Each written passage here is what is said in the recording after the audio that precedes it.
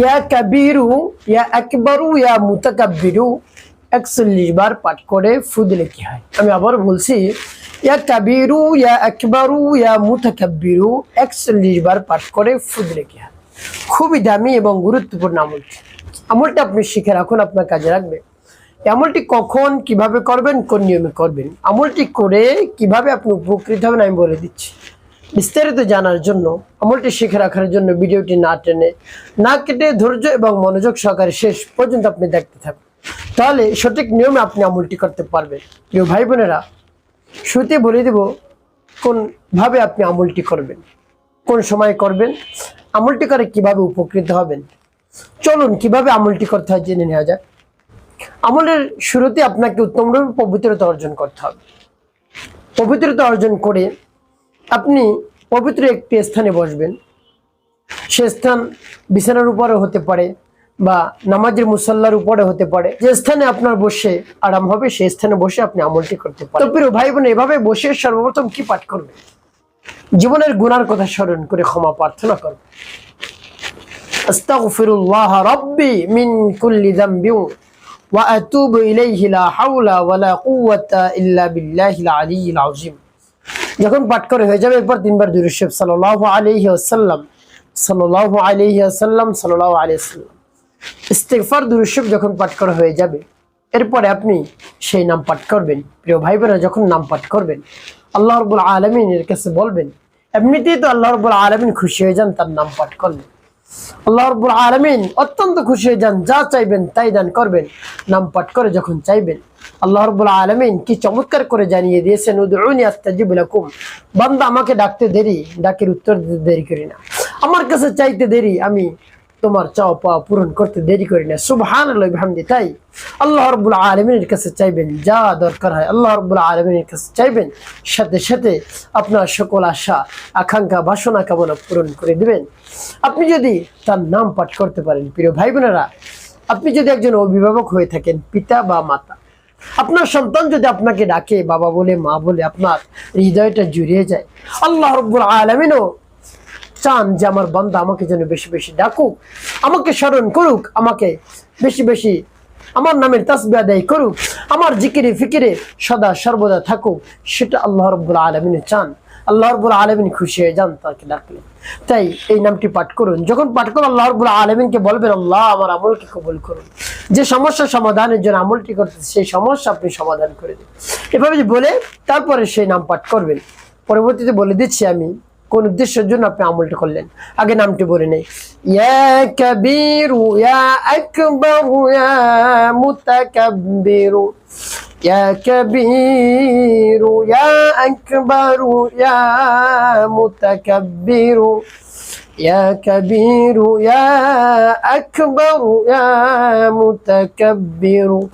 যখন পাঠ করে হয়ে যাবে একটু ফুটে, তারপর আপনি আবারও পাঠ করবেন। ইয়া কাবীরু, ইয়া আকবারু, ইয়া মুতাকাব্বিরু।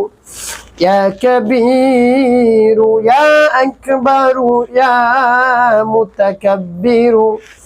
ইয়া কাবীরু, ইয়া আকবারু, ইয়া মুতাকাব্বিরু। পাঠ করা সহজ। তারপর আপনি মনে দরদ নিয়ে আবার পাঠ করবেন। ইয়া কাবীরু, ইয়া আকবারু, ইয়া মুতাকাব্বিরু। ইয়া কাবীরু, ইয়া আকবারু, ইয়া মুতাকাব্বিরু। ইয়া কাবীরু, ইয়া আকবারু, ইয়া মুতাকাব্বিরু। পাঠ করা সহজ। প্রিয় ভাই, কতবার গুনে গুনে আপনি পাঠ করবেন? 41 বার। 3টি ফু দিবেন। এরপরে পাঠ করবেন, ইয়া যাল জালালি ওয়াল ইকরাম। ইয়া যাল জালালি ওয়াল ইকরাম। ইয়া যাল জালালি ওয়াল ইকরাম। 3 বার পাঠ করবেন, একটু ফু দিবেন।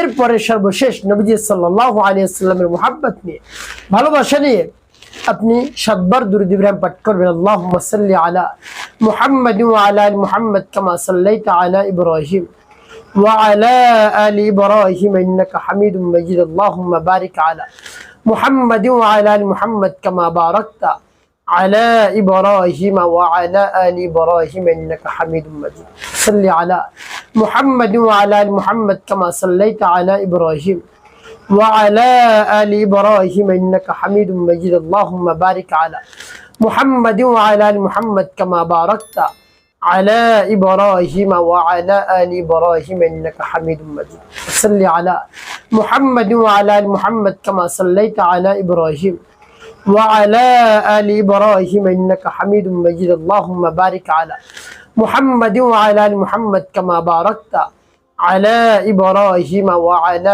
آل إبراهيم إنك حميد مجيد এবং যখন পাঠ করা হয়ে যাবে দুটি ফুলবেন প্রিয় ভাই আপনার আমলটি করা শেষ কোন উদ্দেশ্যের জন্য আপনি আমলটি করলেন এবং কোন সময় আমলটি করবেন রাতে ঘুমাতে যাওয়ার পূর্বে রাতে যে সময় ঘুমাতে যাবেন এর পূর্বে আপনি আমল করবেন 1 ঘন্টা বা 1.5 ঘন্টা আগে আপনি আমলটি করবেন এরপরে আপনি ঘুমাতে যাবেন প্রিয় ভাই বোনেরা এভাবে আমলটি করে যদি আপনি ঘুমাতে যান তাহলে কি হবে আপনার শারীরিক শক্তি বৃদ্ধি পাবে আপনি দুর্বল হয়ে পড়ছেন শারীরিক শক্তি নাই আপনার শারীরিক দুর্বলতা আপনার মধ্যে বিরাজ করছে একেবারে সমস্যার মধ্যে পড়ে গিয়েছেন কোনোভাবেই স্ত্রী সহবাস আপনি করতে পারছেন না সুখ দিতে পারছেন না দীর্ঘ সময় বিলন করতে পারছেন না স্ত্রীকে আপনি তৃপ্তি দিতে পারছেন না লজ্জা নেই আপনাকে জানতে হবে প্রিয় ভাই বোনেরা স্ত্রীকে সুখ দেওয়ার জন্য আপনি আমলটি করুন রব্বি কারিমের কাছে বলুন বিশ্বাস নিয়ে আস্থা নিয়ে দেখবেন শারীরিক শক্তি বৃদ্ধি পাবে দীর্ঘ সময় স্ত্রীকে তৃপ্তি দিতে পারবেন